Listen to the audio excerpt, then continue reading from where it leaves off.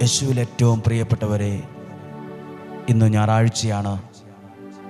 എല്ലാവരും സന്തോഷത്തോടെ പ്രതീക്ഷയോടെ ദേവാലയത്തിൽ പോകുന്ന ദിവസമായിരിക്കാം. നിങ്ങൾക്ക് നല്ല ദിവസമായിരിക്കട്ടെ.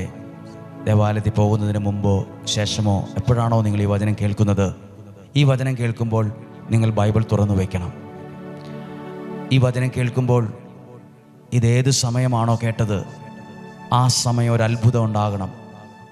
ഏത് സമയമാണോ ഇത് ശ്രദ്ധിച്ചത്, ആ സമയം ഒരു വിടുതലുണ്ടാകണം. ഈ വചനം പറയുമ്പോൾ ഈ വചനം കേൾക്കുന്ന ഓരോ വ്യക്തികൾക്കും കുടുംബത്തിന് വേണ്ടി പ്രാർത്ഥിക്കുന്നു. ബൈബിൾ തുറന്നു വെച്ച് കേൾക്കാമോ?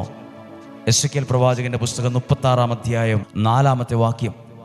ഇസ്രായേൽ മലകളെ, ദൈവമായ കർത്താവിൻ്റെ വചനം ശ്രവിക്കുവിൻ. വചനം കേൾക്കാൻ പറയുകയാണ്. 36-ാം അധ്യായം 10-ാമത്തെ വാക്യത്തിൻ്റെ അവസാനം എഴുതിയിരിക്കുകയാണ്, അങ്ങനെ വചനം ശ്രവിക്കുമ്പോൾ സംഭവിക്കുന്ന